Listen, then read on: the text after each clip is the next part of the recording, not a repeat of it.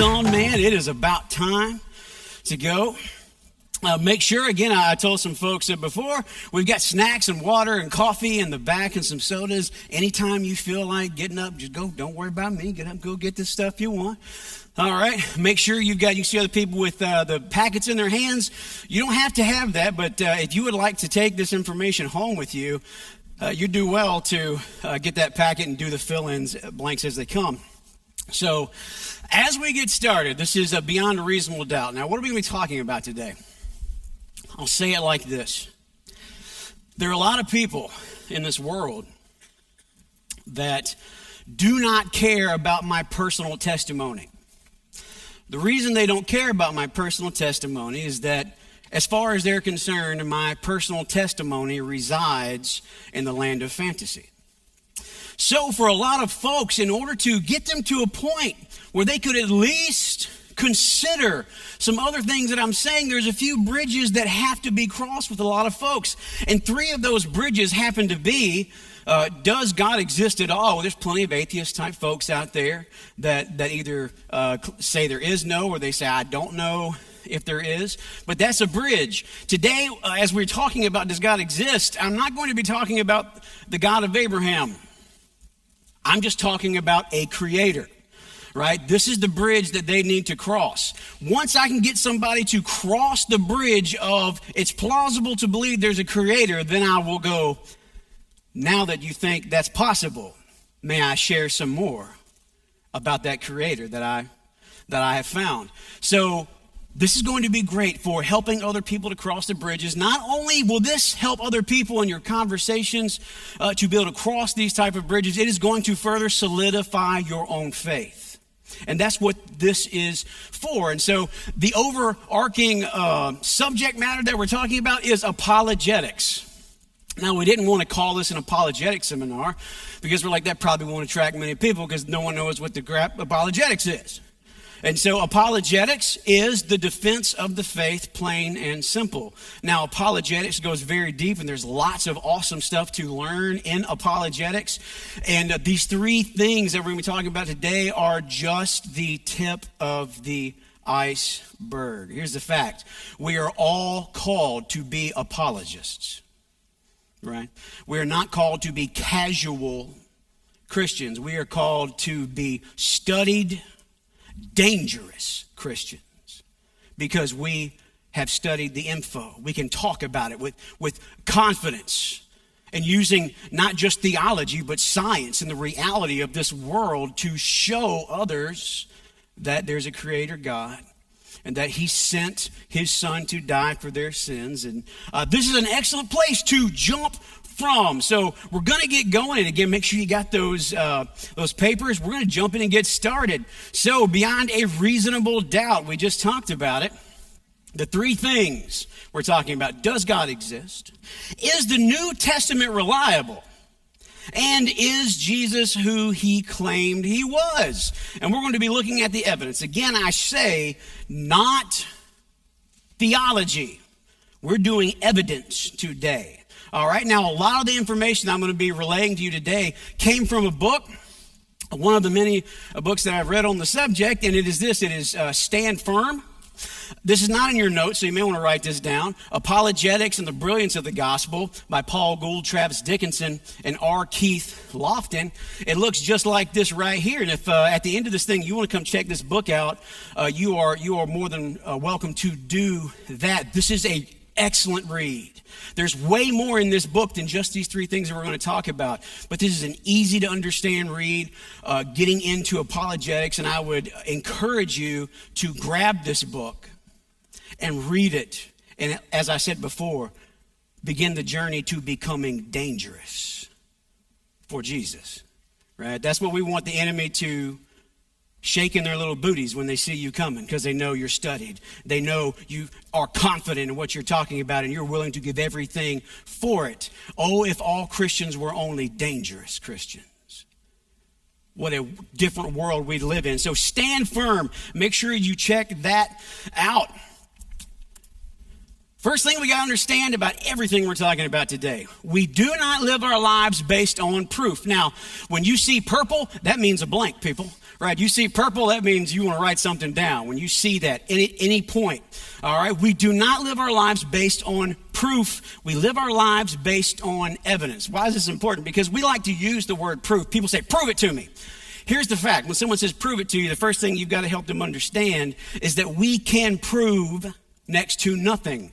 Why? To prove something means it can be no other way. That's what proof means. Y'all have heard me say it before. You can't prove that I'm standing on this stage right now. I could be in the Matrix. You don't know. You could be in the Matrix too. If you were in the Matrix, you wouldn't know you were in the Matrix. However, I have some good evidence that I'm not in the Matrix that I look towards. And that's the point. We do not live our lives based on proof. Somebody says, well, prove me there's a God. You go, well, first of all, I can't prove to you there's a God, just like you can't prove to me there's not. Because proving means what? It cannot be another way. So we don't live our lives based on proof. We live our lives based on evidence, and that's what we're talking about. I'm presenting to you today the evidence that shows us that it is reasonable to believe that there's a creator God, that the New Testament is a reliable work of antiquity, and that Jesus is who he says he was. So bear that statement in mind. We jump into now the very first topic. Does God exist? I said this before. God equals creator. Again, I'm not trying to prove the God of Abraham here. I'm just trying to prove it is reasonable that this was designed and created. It did not just happen. This universe that we live in. So, does God exist? And I'm going to use that term, but remember, we're talking creator. Not necessarily the God that I know, love, and follow. We got two evidence categories we're going to be looking at for does God exist? External and internal. There's a couple that, these are things that are outside of ourselves. And then we're going to have a couple of arguments that are within ourselves. They're a little more philosophical in nature, whether the external is a little more physical in nature. And those are the arguments we're going to be looking at. For the external, we're going to be looking at the column cosmological argument. Now, just here's the thing. I'm going to be saying some words that they're going to sound really very educated, right? And it's good to know these things. Despite the very educated soundingness of some things I'm going to talk about, they're very simple and very easy to understand, all right? So the column cosmological argument, we're going to be talking about the teleological argument. We're going to then move into the internal. I'm going to give you a moral argument that God exists. Then I'm going to give you the argument from reason that God exists. Do remember, this is no theology. This is just reasonable, all right? What the evidence shows. So, here we go. The column cosmological argument, you can see that it is external in nature.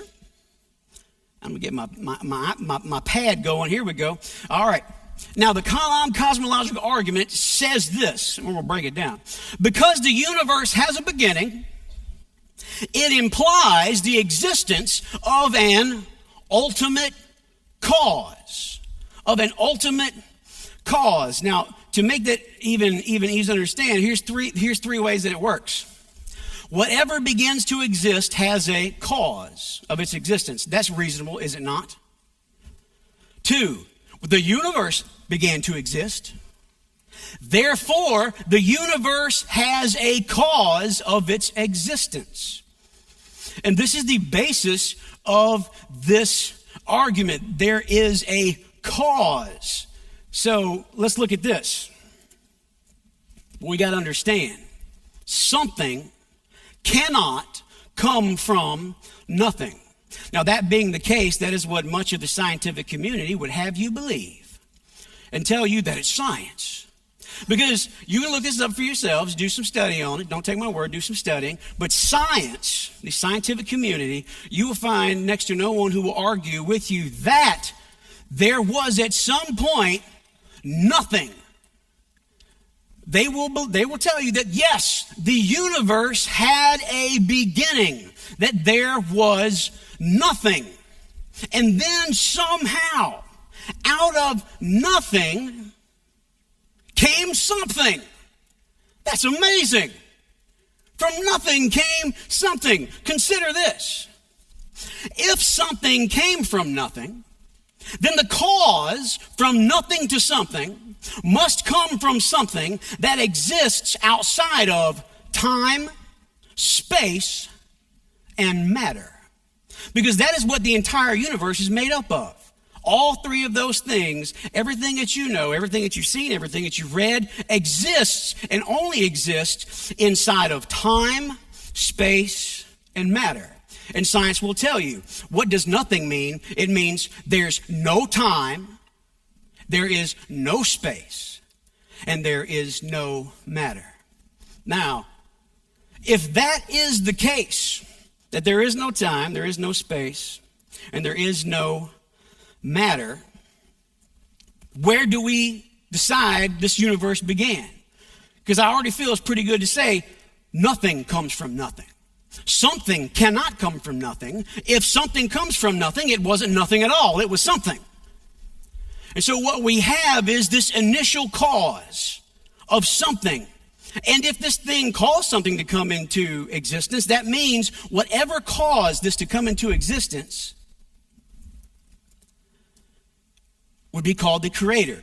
This, whatever this is, exists outside of time. It exists outside of space. It exists outside of matter. It is the uncaused first cause. Because if you exist outside of time, space, and matter, you cannot have a beginning. Beginning implies time. But if you exist outside of time, you cannot have a beginning. You just are. And this is what we're talking about. What do we call this something that exists outside of time, space, and matter? We call it the creator. Why do we call it that? Because that is just common sense. Don't tell me that something comes from nothing and try to stand on scientific laurels. That's the dumbest thing I've ever heard. Something cannot come from nothing. And I agree with the scientists that at some point there was nothing, which means there was an uncaused first cause, and that first cause existed outside of time, space, and matter. That's important to have other people consider, right? When they go, there's no creator, go, really? Well, consider this and just see where it takes you. It is reasonable to believe that. Now we're going on to the next one, the teleological argument, another external, aka the cosmic fine-tuning argument. Now, this is an awesome argument to go over. It's very deep. This argument looks to the apparent design and order in the universe as natural signs of God. Now, how we understand this even deeper is this. It's cosmic constants. Now, make sure you get that down. What is a cosmic constant? What are we actually talking about? Cosmic constants are this. Now, it's not going to be up here, but it's in your notes. Just below it, cosmic constants are mathematical values of certain physical features of the universe. It capitalizes on the insights of modern science into the astonishing, unlikely coincidence of the cosmic constants requisite for life-permitting universes. Now, there are more than 30 cosmic constants. And what makes it a cosmic constant is this. If one single number, one single value inside of that particular cosmic constant were to be adjusted ever so slightly, then life-giving circumstances are no longer available to the universe. I don't mean one in every single one of the 30. I mean if just one number inside of one of the constants gets jacked around with, this universe and life could not exist. Science won't argue with you on that. And there are more than 30 cosmic constants. You make sure you got that down. Let's look at a few of those, right? The strong nuclear force. What does that mean? This cosmic constant means this holds together the protons and neutrons within the nuclei of atoms. And atoms is in everything. It holds these protons and neutrons together. If these values right? If any one of these values inside of this particular cosmic constant, and there are lots of values, right? Lots of numbers, lots of physical things that are happening inside of this strong nuclear force. If just one of them was increased or decreased by 1%, then that would cause life to not happen, period. Doesn't matter what all the other cosmic constants they were just like they should be. But this one got increased one number by 1%, then life would not have happened, cannot happen. Because our atoms can't hold themselves together. Just one number, 1%. And it's out. Look at gravitational force. If gravitation, right, the gravitational forces that exist on this planet and out in the universe were changed ever so slightly, once again, the universe could not exist. Just ever so slightly. We're talking about a degree this way or a degree that way. Life wouldn't have happened. It can't. It's impossible for it to have happened. Because these constant cosmic constants have to be there. If, again, we write this down, get this in your brain. If any single one of these cosmic constant values were changed slightly, the universe could not exist. There's only two possible answers to this quandary of the teleological argument. It was either chance or it was design. Now, if anybody looked at all these numbers on a piece of paper, you go, well, clearly it was designed. They were put together so meticulously in this perfect order, because if it didn't happen in this order, in these perfect values, we could not have existed, period. To believe that it is chance is to be a moron. It's a number so large, you spend the rest of your life writing it down. The chances that these things could have happened, all of them, in the perfect way, at the perfect time, in the perfect amounts. If you were to try to write down the number of the possibility of the chances of that happening, that's what you do for the rest of your life, is write down that number. But there's so many people that go, boy, aren't we lucky? That's stupid. Reason says this is clearly design. Look at it. And it's hard to say anything other. So that's the teleological or the fine-tuned universe argument. And that's awesome to tell that to somebody and go, all right, what do you got to say about that? Because you can't bypass these things. All right, here we go. Internal arguments, the moral argument. And I do love this argument. This moral argument seeks to establish God's existence as the explanation of moral values. Now, I told you this is not a theological thing at all, because this can rest inside of its own self as far as moral values go. I don't have to bring up all types of stuff to talk about moral values. Now, what the question that gets asked here about morals is this: is there objective morality? And of course, it's either objective morality or it's subjective morality. If it's objective, that means it is true across all times, all cultures, all spaces.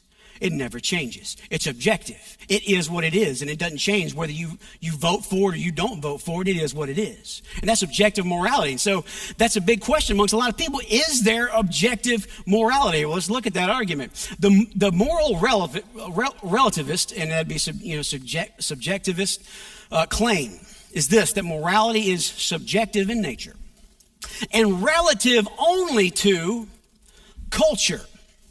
What they say is that morality is a social construct. It's just something that we come up with. Essentially what they're saying is this is something that we vote on. What's right, what's wrong, and we take a vote inside of a society, and then this is what things are. Now, here's the problem with subjective morality that's only relative to culture. I'm going to share you with this. Now, hang in here with me. It's called the Reformer's Dilemma. And I like this dilemma because it make you go, that's interesting. So here's the Reformer's Dilemma. And you've got it right there in your stuff. You can check it out. When we look back in history, we like to celebrate those who stood against bad moral practices, right? I.e., let's say in America, like slavery. Okay? Slavery was a bad thing. And there were people, even though the society at large had deemed this to be okay, this is what we do, there were some people that stood up and said, no, it is not okay. This needs to be changed. Now, Here's the idea about this. Since moral, all right, here we go. I'm going to give you guys this before I move on. Here we go. Here's what it means. If moral values are subjective, that is, if they are decided upon by society, then attempting to reform a society's moral code is ipso facto immoral. The people that stood up for changing slavery were, by this, immoral. Society had deemed this to be okay. This is moral. Then someone stood up and said, I don't think so. Well, according to society, you are the immoral one. Not society who decided on what's right and wrong. It's you who stood up against society. And this is the reformer's dilemma by definition of the moral relativist, the moral subjectivist. If somebody stands up against what society has decided on, then that person is immoral by definition. Because they said this is moral, and if somebody stands up against it, then they are what? Immoral. And that's the problem with moral subjectivists. that makes those who stand up against it immoral. Now, what's the implication? Moral subjectivism implies that moral codes cannot be improved. They can only be changed. They can only be changed. They cannot be improved. And why is that?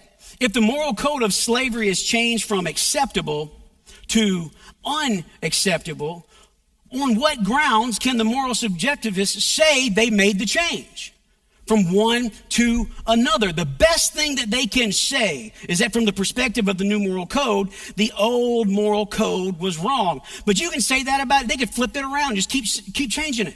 It was wrong. It was wrong. Again, you cannot improve. If you're moral subjective, you can't improve. You can just change. To declare a new moral code as a genuine improvement requires a vantage point. There must be a standard that exists outside of society's code. Something must be outside of what we came up with. It was in existence before we came into existence, and it will be in existence when we are long gone. When a claim of moral goodness or badness is made, the question must be asked, by what standard? If you're going to change morality, you must ask the question, by what standard are you making this moral claim? Because here's the thing. If there is a standard, and I think for most of us, we can argue our way to that with people going, right, is it wrong to torture children for mere pleasure? Is it wrong? Is it always wrong? Can you think of any time where it's not going to be wrong? No, torturing children for pleasure is not ever okay. If there is a standard, then there must be a standard giver. And again, we're into philosophical things here, but these are questions that we need to ask, especially with folks. And when there was no guy, what do you think about moral code? Is it subjective? Is it objective? Well, it could be this one way or the other. And then, what about the kids being tortured? Well, no, that's never okay. What do you mean it's never okay? What if a society deems it okay? They voted. Therefore, it's okay. Well, no, it's not. I agree. It's not. Which means there's a standard you are trying to use, which means there's a standard giver. Where does that standard come from?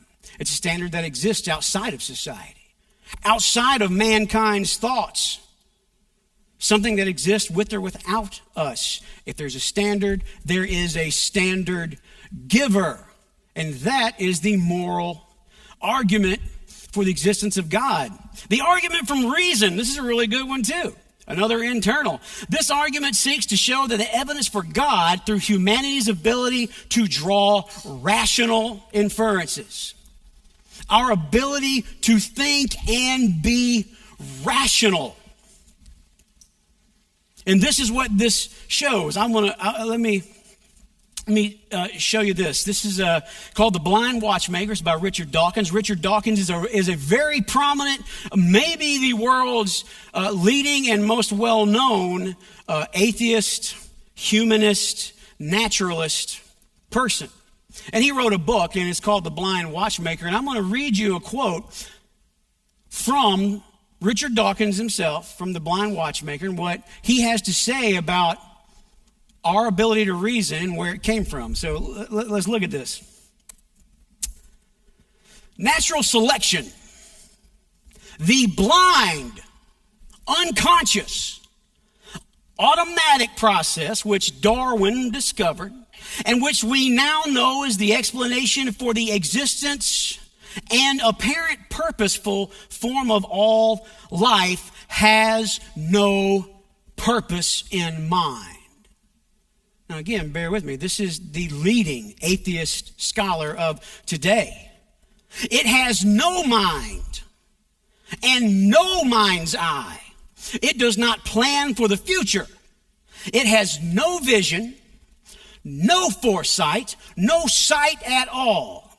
If natural selection can be said to play the role of watchmaker, and when you think about a watchmaker or watches in general, there are lots of moving parts. They're delicate. And one must proceed with caution when putting together a watch, else it will not work. Or if it does work, it works poorly. A well-made watch has many, many parts that took many calculations to make. If natural selection can be said to play the role of watchmaker in nature, it is the blind watchmaker. So says Richard Dawkins. In other words, let's consider this. If human reason is the result of a blind, purposeless, and non-rational process, then the deliverances of human reason, our thoughts, cannot be the result of rational inference and are therefore not trustworthy. You can't even trust your own mind. Why? Because it was made and formed by a purposeless, thoughtless something you can't even name. But it has no reason, it has no rhyme, it has no design. It just does, and it's random. And if that is the case, and we are to believe it, then our own minds are not trustworthy. Can't be. This is an awesome argument. In other words, rational thought does not spring forth from the irrational process. And I say that's pretty reasonable. Rational thought does not spring forth from the irrational process. I'm going to read you another quote. This is fantastic. It goes like this. With me, the horrid doubt always arises whether the convictions of man's mind, which have been developed from the mind of lower animals, are of any value or at all trustworthy. Would you trust the convictions of a monkey's mind? If there are any convictions in such a mind. And who is the author of this quote? Charles Darwin, the author of evolution. Charles Darwin contemplated and thought over his own theory and had real issues with the ability to trust in mankind's thought process. The same thought process he came up with evolution with. He goes on to argue himself that he didn't even know if he can trust his own mind. Because according to him, it came from monkeys. And monkeys have no real purposeful thing that we would consider human. It is not there. And that is amazing. We do not talk about that particular Charles Darwin quote in school, do we? No, we don't, because that would call into question everything we have been teaching in school about where the universe came from. And so that is the argument from reason. And we talked about the cosmological argument that everything that has a beginning has an initial cause. And since it came from nothing, it was the uncaused first cause. The teleological argument, the fine-tuned universe, has come together in such a way that it is near impossible that it could have happened by chance. Because not only did it have to happen in a certain order, it had to happen in a certain value system just right. And they are finding more cosmic constants every single day. And the list keeps getting bigger. The moral argument. If there is a standard for morals, well, there can't be a standard without a standard giver. And then finally, the argument from reason.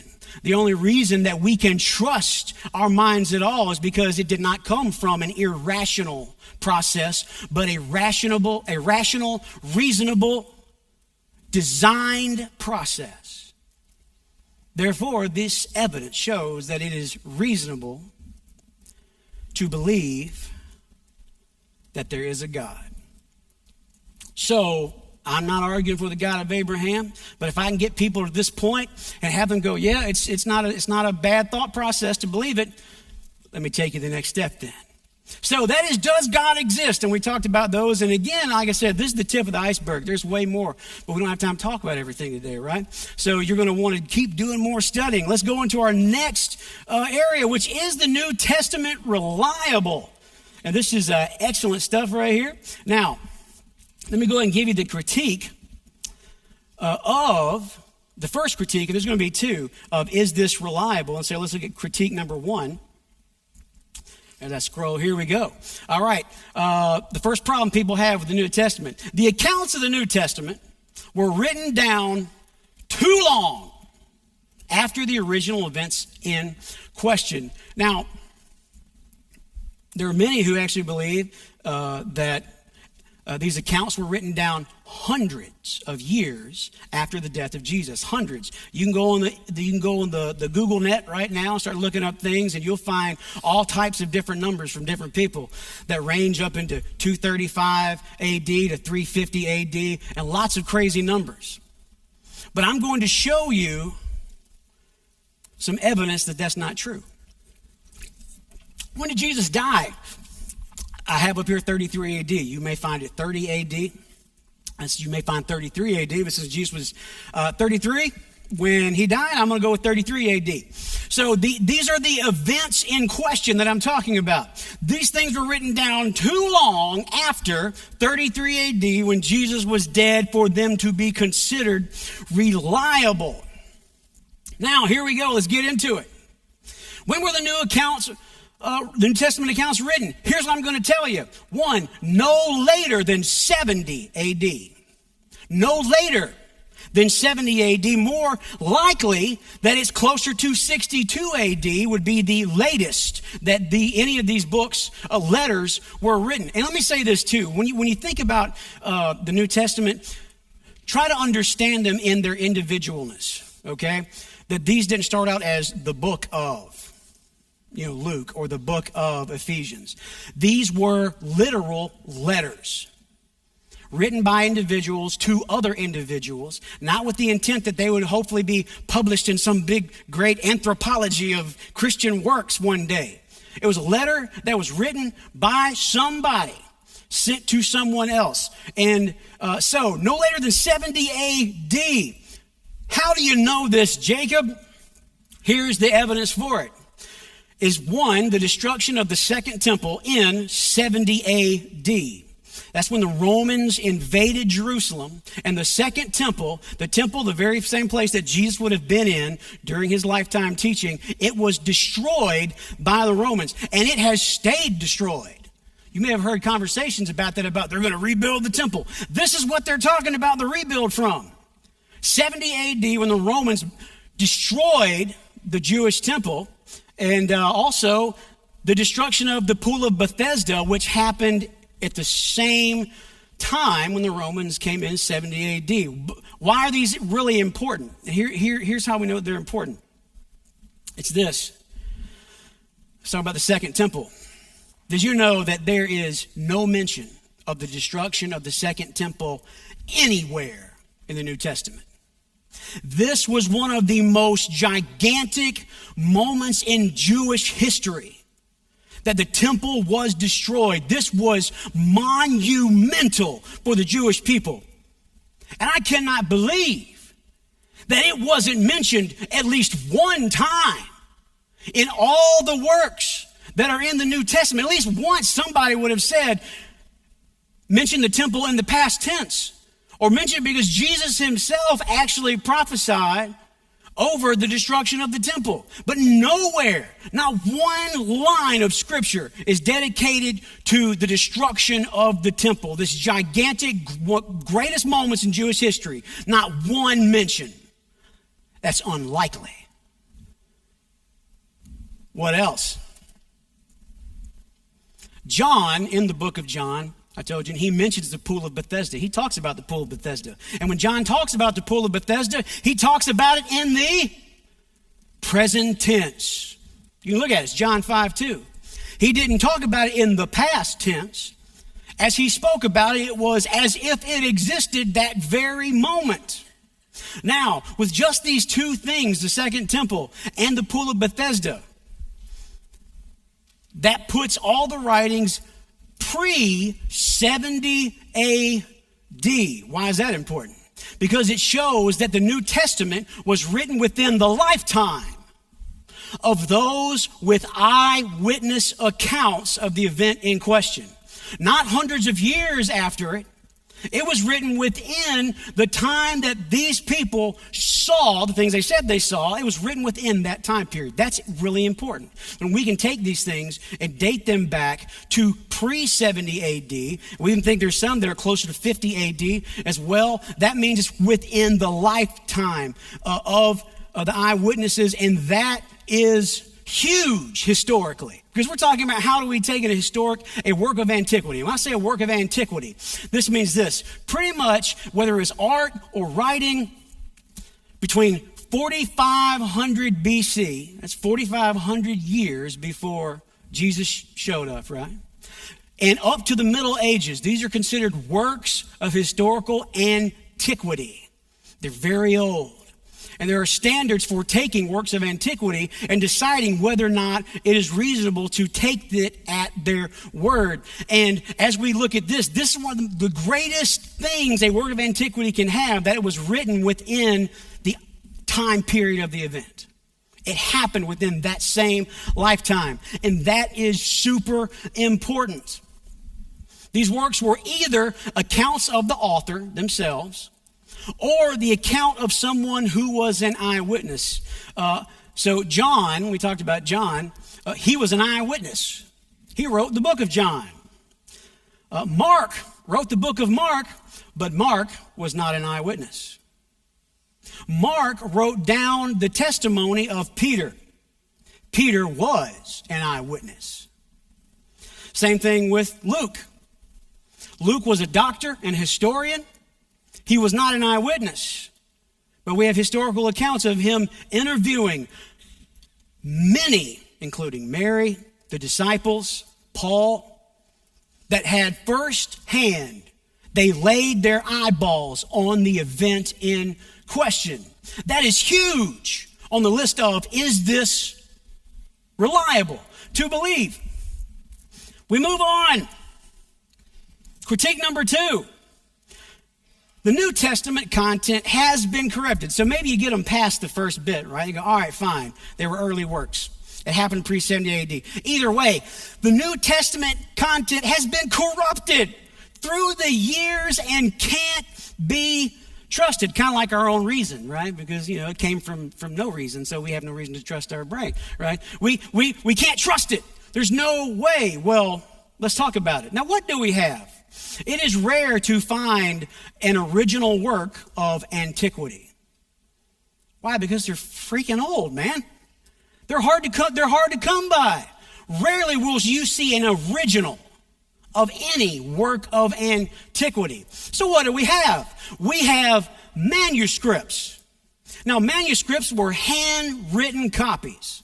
And these weren't just copies, they were meticulous copies. Like, this is what these people did for a living. They sat in a room and they copied. And when they finished, they started over. That's all they did. Meticulous. That's something else. Meticulous, handwritten copies. Now, let's talk about these manuscripts. Within 100 years from the resurrection event, as far as these manuscripts go, right, these are copies of the original. Within 100 years, the resurrection event, we have almost the full New Testament accounts. Now, I'm not even talking about within 100 years the original. I'm talking about these are the copies that have been copied down. Within 100 years, the manuscripts that we have, almost the entirety of the New Testament had been put together. And that's a pretty awesome thing. The earliest manuscripts that we have is less than 100 years from the original. Again, these are the copies, right? And we're going to talk about these copies because still you hear copy, you kind of seems a little shaky. Well, let's look at the standard by which historical antiquity documents are looked at. Here we go. How many copies do we have? Manuscripts. These are works of antiquity. These are all very old. How many manuscripts do we have? 5,600 copies in near 25 different languages. Now, we're going to talk a little bit about that. That seems crazy that you had over, let's say, those 100 years, and we've got 5,600 copies, all in various languages. Surely there is going to be a lot of variance between these documents. Yet, we come to find out how similar are they to one another? All 5,600 in different languages, 99.5% accurate across the board. 99.5% accurate. All 5,600 manuscripts in many different languages, yet when studied and compared, they are 99.5% accurate. That is amazing that would happen with 5,600 and being so close to the original event. Let me give you something that you can compare this to, because I tell you that this is really good numbers, right? I'm going to help you understand how good numbers these are. Let's look at some works of antiquity that we can actually look at and compare. So here we go. You heard of a guy named Aristotle? I'm sure you have. He's taught academically in school, not as a figment of imagination, but a reality. And these are the words of Aristotle, we are told. Are you ready for this? The years between the original, when he was alive and writing, and the first known manuscript, 1,400 years. They don't tell you that when they teach Aristotle as fact, do they? 1,400. We don't have anything original from Aristotle. As a matter of fact, the earliest writings or the manuscripts that we have didn't come until 1,400 years later. You want to talk about availability to get corrupted? How many copies? We have 49. 49 manuscripts of Aristotle. 1,400 years between his death and the first manuscript that we have. What did I say the Bible was? Anybody remember how many years? Less than 100 for the manuscripts. Less than 100 with 5,600 copies. Let's keep looking at what we've got here. You may or may not have heard of a guy named Euripides. And he's a huge figure in history, again, taught as academic reality. Years between original and the first known manuscript, 1,300 years. We only have 9 copies of manuscripts. But he's taught as reality and someone that should be studied. But we're not done yet. We're not done yet. We keep going. I'm sure you've heard of this next guy, Plato. Yeah, you've heard of him. I'm sure you have. Years between the original and the first known manuscripts, 1,200 years. Between the first manuscript, the oldest copy that we have is 1,200 years old. And we have how many? 7. Now, may I remind you about the Bible again?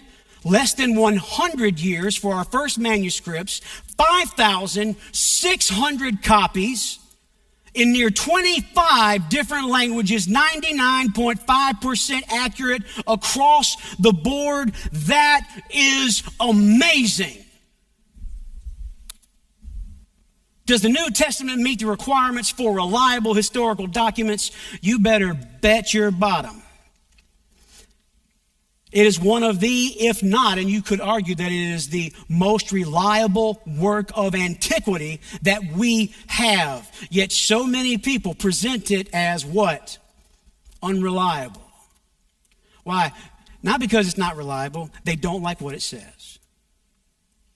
And so they do what they can to make sure that we believe that it was written down too far after. No, it wasn't. We can prove it. Well, it was corrupted. Not according to the 5,600 manuscripts that we have in different documents that are 99.5% accurate across the board. Oh, the New Testament is reliable. It's reliable as you're ever going to get with works of antiquity. And there is the second part of what we're talking about. Awesome. Finally, we get into, is Jesus who he claimed to be? And this is one of my favorite things to talk about.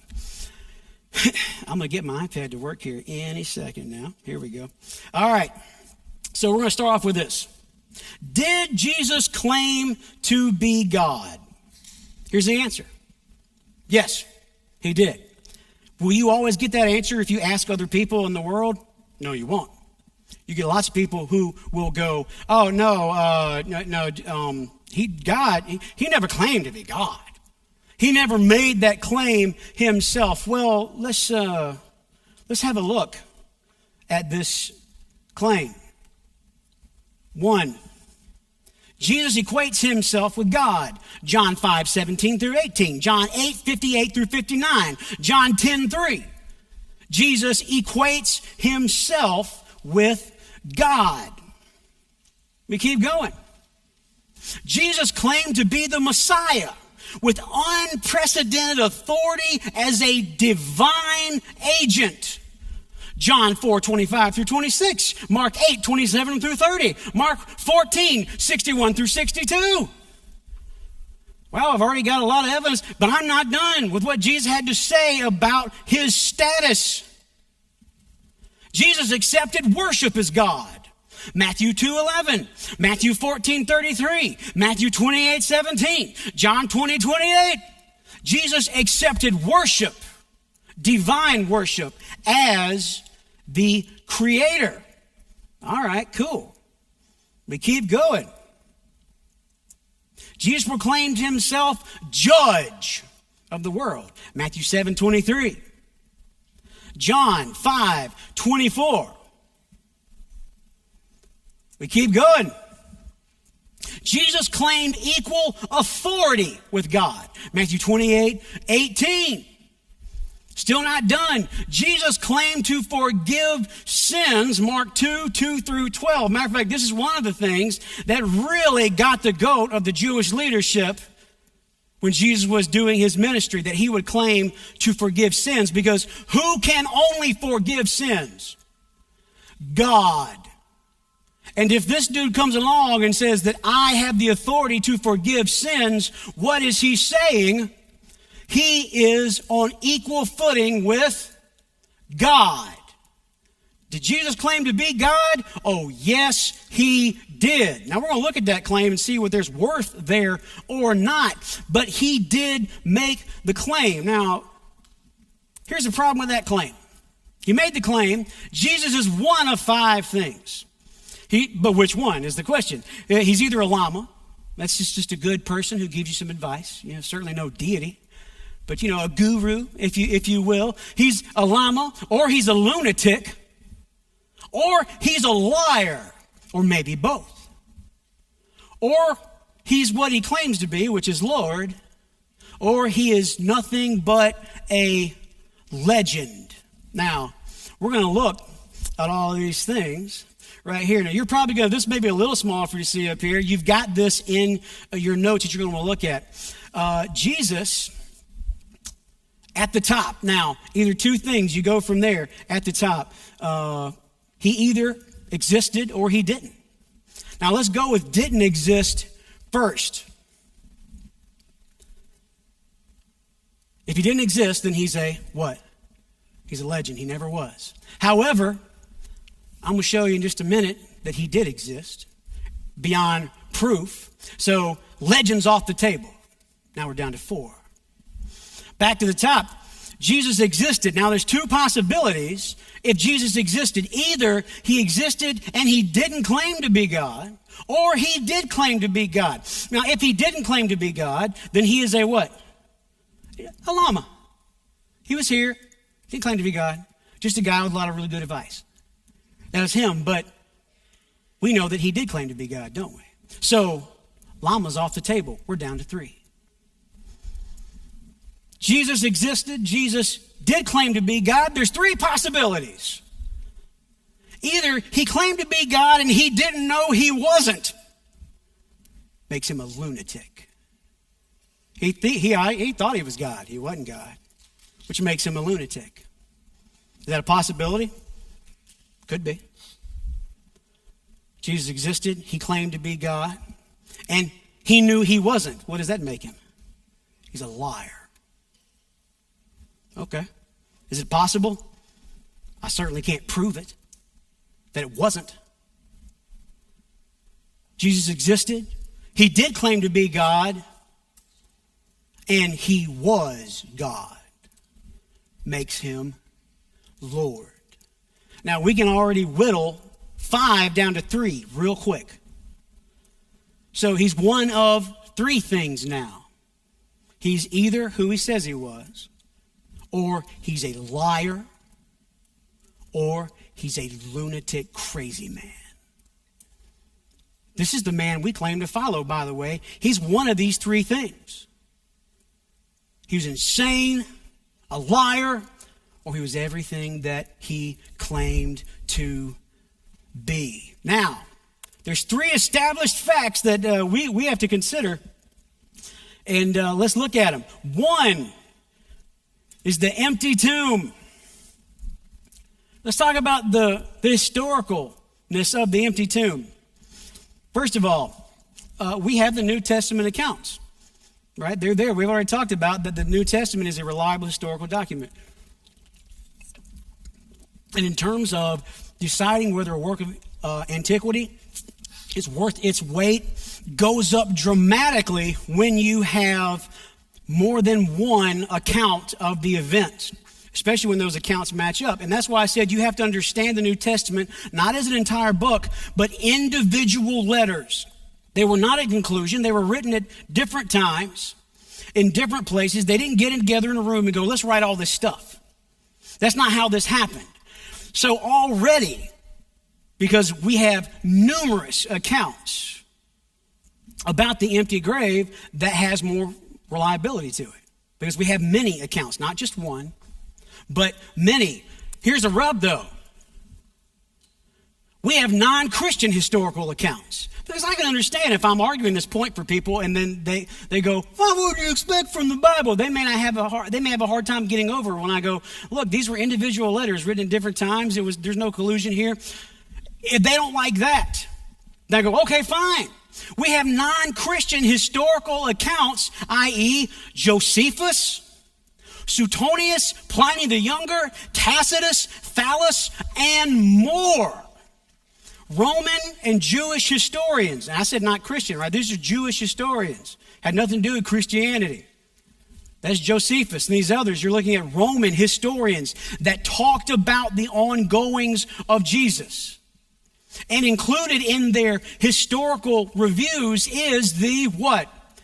Empty tomb. Here's the thing. You don't have to believe that Jesus resurrected, but you don't get to say Jesus wasn't here and they didn't kill him and then the body was gone. Oh, you can't say that. History will argue with you. Many accounts, Christian accounts, biblical accounts, non-Christian accounts, the tomb was empty. You can think what you want about how it got that way, but it was empty. They crucified him. He was dead because they were experts at killing people. They do not make mistakes when they kill someone, which also is awesome in the scriptures when it says that blood and water flowed. That's a medical term. When we die, the water separates from our blood. And that's interesting that in Scripture, that actually throws that out. blood and water flowed, meaning what? He was dead and placed in a tomb. Did he rise? I don't know. I've got evidence for it. I can't prove it to you.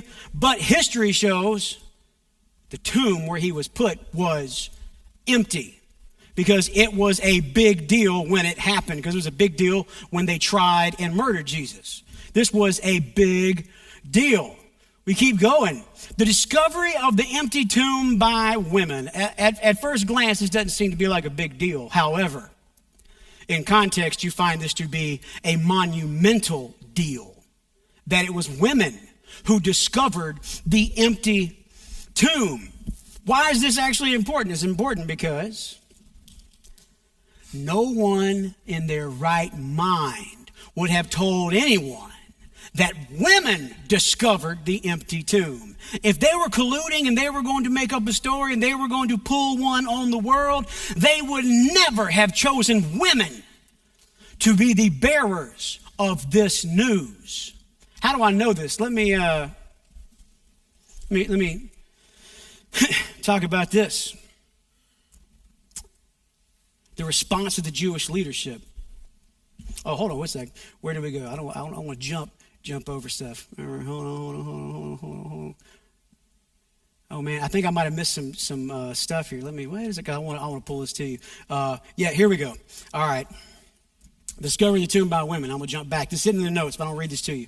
These are some excerpts from the Talmud. Now, what the Talmud is a collection of rabbinic writing. When I say rabbinic, I mean like rabbi, right? These are letters and traditional ways of conducting yourself that the Jewish people have used for a very long time, and they still use to this day. The Talmud is very old, and let me tell you what the Talmud thinks of women.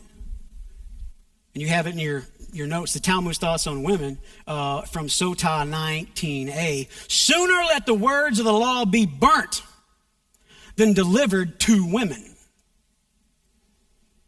About Rosh Hashanah 1:8.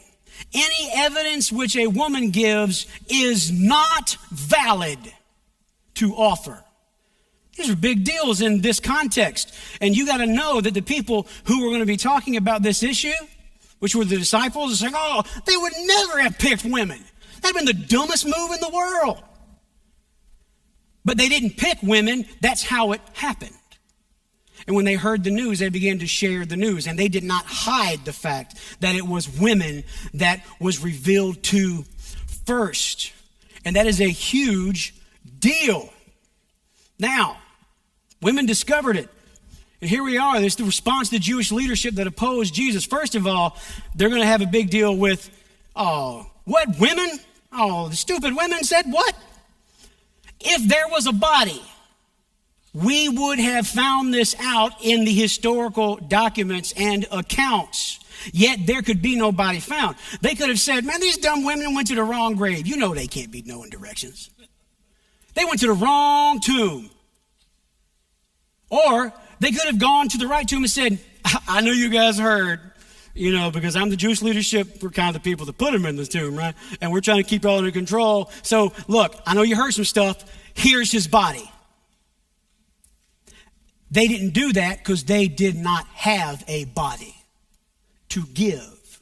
Matter of fact, what is the accounts of these individual New Testament authors? Their response ultimately was they paid off the guards. To say we fell asleep and they took them. More than likely, historically speaking, these Jewish soldiers probably took their money and then they weren't going to tell their superiors that they fell asleep. I can promise you that, because that means Jesus got out the tomb, they put them in the tomb. That's how that works. So they probably just took their money, but that's the best thing the Jewish leadership could come up with, is that they paid off people to say he was stolen. And so, okay, all right, that's fine. That was their response. And so that's a big deal with the women finding the tomb, that this tomb being empty is a historical reality. You do not get to walk around. This is fact. You can discuss whether you like how he got out of that tomb. He was taken, he was stolen, or he resurrected and came out that mamma jamma. That's another discussion, but it is off the table the empty tomb happened historically. Number two, evidence. Jesus' post-resurrection appearances. Now, who did Jesus appear to after he died and was raised again? Let's have a look at this. Jesus appeared to Peter. He appeared to the apostles. He appeared to James, Jesus' brother. Now, this is going to be interesting in a few minutes. We're going to talk about James. He appeared to James. He appeared to Paul. And in one of these accounts, it said that he appeared to over 500 people at once. I'm going to read you that account because there's something interesting in the way this happens. So let's look at 1 Corinthians 15, 3 through 8. And let's read through it. This is Paul. For I delivered to you as of first importance what I also received, that Christ, again, this is a letter he wrote to people, right? It wasn't like, this is going to be in the Bible. I better do, no, he's writing this letter to people. Importance, what I also received, that Christ died. So right now he's giving an account that Jesus died, right? That Christ died for our sins in accordance with the scriptures, i.e. prophecies that came long before. And they actually got fulfilled. Verse 4, that he was buried, that he raised on the third day in accordance with the scriptures, and that he appeared to Cephas. That's another name for Peter. Cephas, then to the 12. We keep going. Whoops. Here we go. Then he appeared to more than 500 brothers at one time. And here's a really cool thing. He says, most of whom are still alive, though some have fallen asleep, and that's a nice way to say they've died. They're gone. But most of whom are still alive. What is he saying? He appeared to more than 500 people. Most of them are still alive. Go ask them. He's not even saying, just trust me. He says, go ask the near 500 people who were alive. He's making claims that all these people could back him up and say, yeah, I saw it. It wasn't that they couldn't. Oh, they're all dead. How are we going to ask them? The vast majority of them were still there at the time of this writing. And he said, go talk to them and they will tell you. That's kind of important, isn't it? When he wrote this letter. Then he appeared to James, that's the brother of Jesus, then to all the apostles, and last of all, as to one untimely born, he appeared also to me. And his post-resurrection appearances are important. And again, I point to the numerous accounts that this happened, and numerous non-Christian historical accounts that make note of all the claims that were being made, right? And these historians weren't claiming that Jesus had resurrected, but they were claiming what happened and what all these followers of his were saying and the issues it was causing in the Jewish community. And so, yeah, these things happened, and these are the accounts of Jesus actually being not dead after he was dead. Remember I told you, blood and water? Romans are really good at killing people. They don't mess up when they kill people. They kill them good. And they killed Jesus good. Yet, more than 500 people saw him in the flesh, including his brother James, and we're going to talk about that in a little bit. Third, irrefutable fact about Jesus is the disciples' belief in the resurrection. Now, much of what we're talking about this morning really is going to hinge around all of the evidence put together. Look at all the evidence. Where does all the evidence point? And this is part of all of that evidence, the disciples' belief. And I'm going to read you a quote from Gary Habermas. He's still alive, as I recall, a great theologian and historian, very respected in Christian and non-Christian fields alike. And this is what Gary Habermas, the theologian and historian, says. I have argued that at the center of historical issue regarding the resurrection appearances is that Jesus' disciples were totally convinced that they had seen the risen Jesus. Many strong reasons support the historicity of these beliefs. Virtually all critical scholars agree that the disciples' convictions are thoroughly historical. The people that saw him alive after he was dead were fully convinced of what they had seen. Matter of fact, and that played out in the near future for many of these same people who saw what they saw. Now, what does history tell us about the disciples, especially after Jesus had gone? What does it show us? It shows us this. Of the 12 disciples, all but one gave their life for the cause of Christ. All but one died martyrs. And John, well, he lived to be much older, and he died of natural causes as compared to the rest of the disciples, but he had a pretty horrific life too. And he not only did he give us the book of John, and at the end, we always like to talk about Revelation, and this is when John's older age, he revealed to John these things about what was to come, and that happened on the Isle of Patmos after he had been sent there to die as an old man on this island that he could not leave. So he didn't live a great life either. It was very difficult. There's some crazy stories about John that I can share. There's even one story about John, and this was, I guess, not long before he gets sent off to Ireland, because what are you going to do after this? They attempted to boil him in oil, and they dunked him down, and they brought him back up, and they said, it didn't work. What do you mean it didn't work? That's what we said. It didn't work. So when you can't boil somebody alive, you send them off. It's like, all right, we don't look better. All right, get him out of here. And that happened because God wasn't done with him, because he had yet to reveal the book, the revelation that he was going to get, and that's a pretty awesome thing. But all 12, and the vast majority of them, except for one, died not just deaths, but horrific deaths. And not just, you annoy us, kill him, get out of here. No, most were preceded by torture. Only finally, when they were begging to die, would they kill them. And guess what? Of all the 11, and we're just talking disciples here, not other people. Of the 11 who saw what they saw and believed what they believed, not one of them recanted. Not one said, it was all a lie. I'm sorry, please don't stop doing what you're doing to me. It was all a hoax. He was always dead. He was never alive. Not one of them recanted. Even in the middle of the most horrific torture that one can endure. Why would that be? Because you can't unsee somebody who was dead who is now alive. If you need a reason to endure the type of deaths that these guys endured, it's because they had seen what they had seen, and they were not willing to let it go.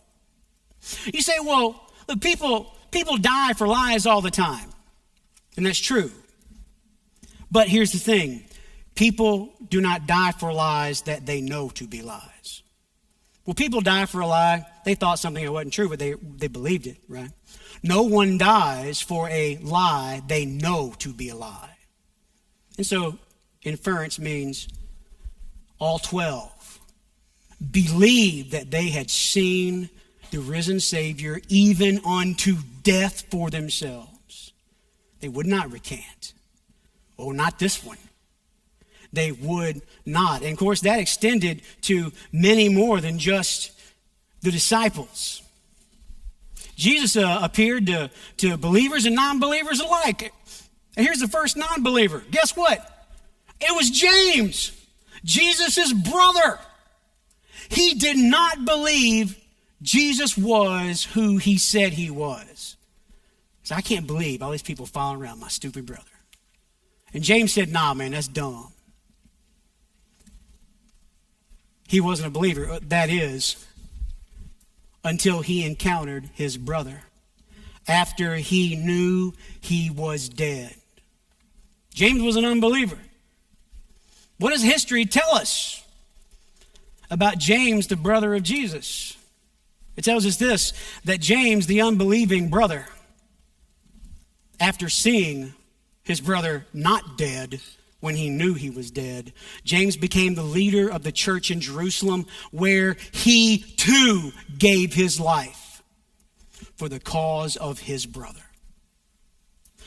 how could he make such a drastic change? Because he saw somebody alive that was dead. And James changed his mind. Not only did he change his mind, he took up his brother's flag and flew it even until they killed him for it. Did he recant? No. Why? Because he saw the risen Messiah. People die for lies, but not things they know to be lies. And person after person with the original church, when the church was, we are here, right?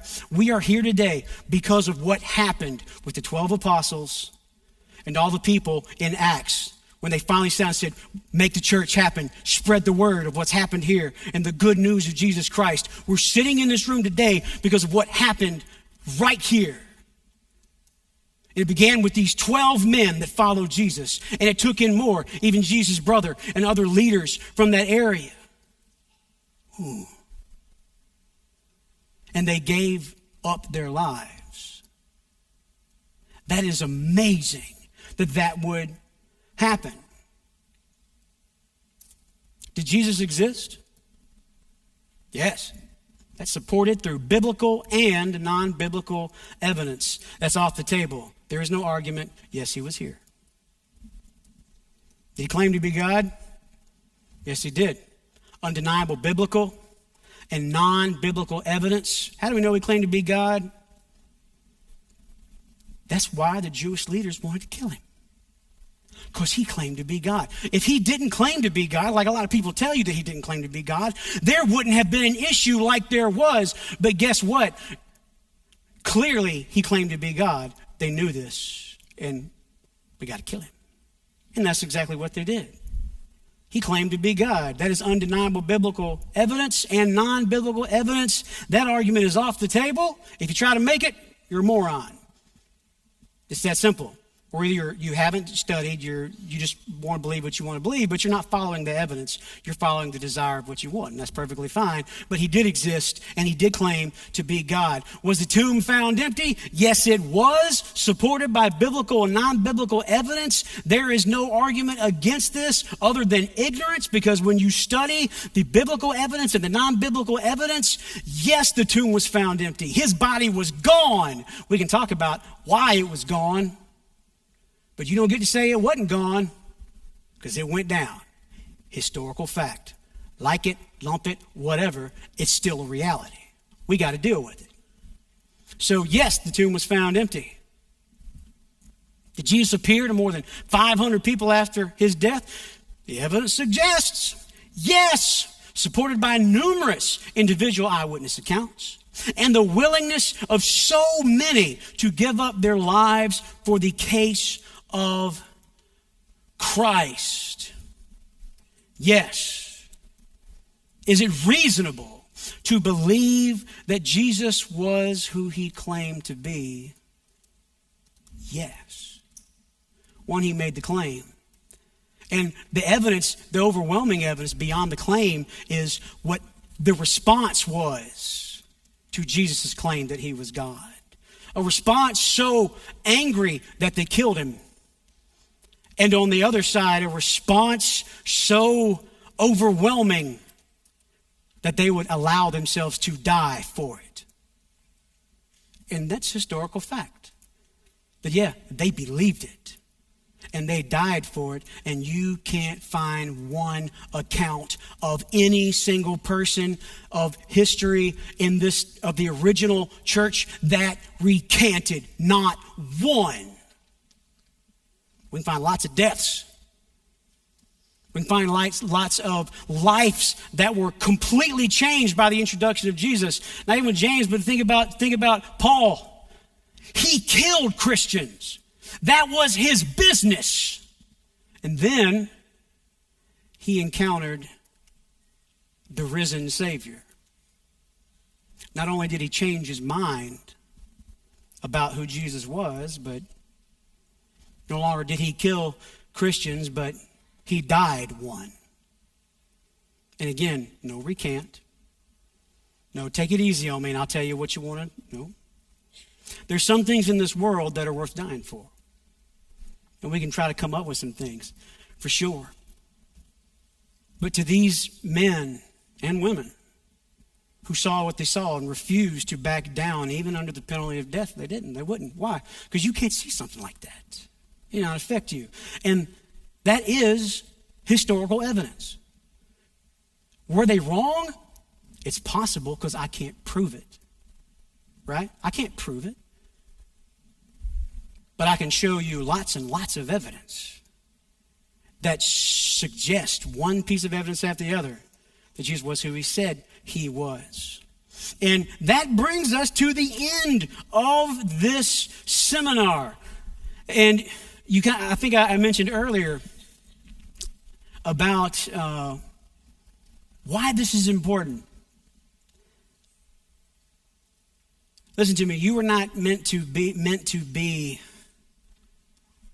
a placid sheep running about in this world for Jesus. We are meant to be, and I told you, and I use the word, and I like the word best, you are meant to be dangerous. Why? Because you are armed. You are studied. You have seen, and you can speak confidently, not only about your own personal testimony, which is important, and we all need to be able to tell our story. But what makes us so dangerous to those who don't believe our story is because we are armed with fact, historical fact. We are armed with evidence that suggests the opposite of what the world likes to suggest. Remember, just because somebody told you so, don't make it so. And that includes what I just said. So now is not that, well, Jacob told me these things. This is why I said, go get the book. Read it. And when we're done reading that, read another one and learn it. This is not just like, yeah, it's a class, this is great. This is meant to be a way of life. And so let me ask you right now, do you feel dangerous? Are you wandering around on a battlefield with no weapon, no sense of direction, no confidence? You're going to die on that battlefield. Because there are other people who are more studied, possibly, than you. And they're going to sound really good. Because here's the thing. As much as I'm trying to show all of this evidence, there are other people trying to come up with various other things to, well, I'm going to show something different. I'm going to push this. How can I talk with them or go, that's not right, if I don't know? And I really think the fact is, most Christians, when they were asked, why is it reasonable that there's a creator, we would be completely dumbfounded. Even though we believe it, we will have nothing to say to them to at least make them go, that's reasonable. And so this is not just encouragement for just these things that we're talking about today. Being an apologist is a lifestyle.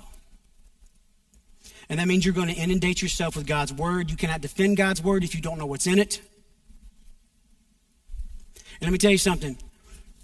Any soldier worth his weight not only can fire his weapon, he can break his weapon down.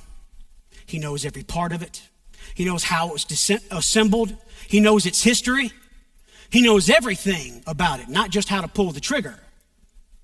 I can tell you everything about it. And it's amazing the lack of knowledge that Christians have about God's word. Not only about what God's word says, but about its historicity. About that it is one of the, if not the most reliable work of antiquity humanity has. People who are digging in the Middle East to find things, do you know what they use as guides? The Bible. Because every time the Bible said something was there, what do they end up finding? It's there. When they go to look and finally discover more historical records and they find that the Bible said that a certain person was in charge in this area of the world at this time, be it Old Testament, New Testament, they come to find out, holy cow, that person was in power. Just like the account says. And I'm of the mind, and here's where we start getting away from just evidence type stuff. But look, if God cannot put together a reliable, true historical account of his words and how we've arrived at this place, then he ain't God. He's either big enough to make sure it comes together just right, in the right ways at the right time, just like he did with the universe, because we know that the universe is fine-tuned. We know that from the teleological argument, from the more than 30 cosmic constants, that if just one gets messed up, we're all dead. The entire universe ceases to exist. That's amazing. And so my encouragement to you, because we're fixing to be done, and great, this is early, yay, that's good. We're out of here earlier than 12. Don't take these notes and throw them away. Don't take these notes and shove them in a desk somewhere. Read these notes until you don't need the notes anymore to talk about it. Because your conversations with people who don't believe in a God, oh, they're fixing to get very interesting. Way more interesting than they were before when we go, I don't know, I just believe it. Okay? End of conversation, I suppose. Your conversations with folks, and I've had numerous of these with folks that really talk smack about the Bible. Imagine what the conversation would be like when you were armed with the facts. You start talking about, let me tell you about the Second Temple in 70 AD and the Pool of Bethesda. Did you know that there's no mention of the destruction of the temple in the entire New Testament, not one? That's insane, as it was the most historical, at that time, just devastation for the Jewish people. Yet not one mention. Means it happened before. Same thing with the Pool of Bethesda. John talked about the Pool of Bethesda. In what sense? The present tense. Oh, he did? Yes, he did. That's right. Did you know that all but one of the 12 disciples all gave their life for what they believed? Not one recanted. And countless others did the same thing. And we can talk about it. Did you know that his brother James, and we have historical evidence that shows that his brother James didn't believe in him. But something happened. Can I tell you the story? What happened to James? This is all the evidence that we have to present. And let me tell you something. This is the tip of the iceberg. And so the question now is, do you want to be dangerous or do you not? Because we are meant to live dangerously for Jesus. Just like all the disciples did, just like Paul did, so many others. Like his brother who didn't believe in him, then gave his life because he believed that he was, in fact, the Messiah. This is all part of being who you're called to be. You are not called to not be in the know. You do not have to go to seminary to be an apologist. Right? Is school great? Yes. Can it help you get an even deeper understanding? Yeah. Is it necessary? No. Can you read? Oh, then you can be an apologist. Because you read and you have to determine the evidence. Because sometimes you might read evidence, maybe you go, I don't like that one. I'm trying to figure that out. But that's the point of having this evidence to give, so other people can at least go, I don't know, man. We're not, let me ask you this. In the last, never mind. I'm not going to do that because I don't want to embarrass anybody. If I was to ask, and don't raise your hand, if I was to ask, if you have witnessed to somebody in the last 3 months, if I asked you to raise your hand, how many hands do you think will go up in this room? My venture is just from experience, and I'm not calling anybody out, but the reality is not many. And that's a shame, because that is why we are here, doing what we're doing, is telling people about Jesus. That's why we're here, not to excel at your job. Is there anything wrong with excelling at your job? No. That's a great thing. Everything that we do as unto God, right? We should do the best we can in everything. You are not here for your job. You are here for your fellow coworkers. To do what? To tell them about Jesus. It's an amazing thing about the history of people who had limbs pulled off, all that they might tell someone about Jesus, and we are so terrified because they might think something about us. Do you want to be dangerous? Do you want your life to change? This can be the fulcrum point for you. That you're done being some little something on the sidelines. You got no power. You don't make anybody nervous. We should be making the enemy nervous. They should hate to see you come in a room. Dang it! He knows his stuff. He's going to be a problem. You're called to be a problem for the world. You know that? Yeah, you're called to be a problem. And here's the thing, apologists, if you want to be it. We've seen it from history. And I'm going to wrap it up with this.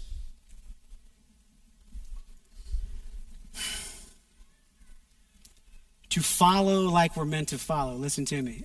And I'm not beating around the bush with this. This can cost you everything. Free gift of God? Yes.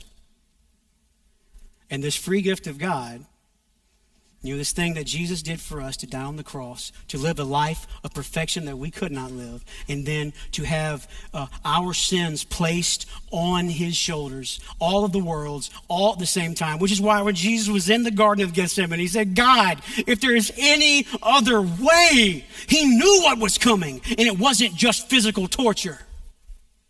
Oh, he was going to do that. He's going to take on the physical torture. But what made him cry out the most, I am certain, is that he was going to have the sins of the world placed on his shoulders all at one time. And here's the thing, and I'll submit this to you as we talk about and we read some controversy about whether or not Jesus or God, forsook Jesus. Here's the thing. I will tell you this.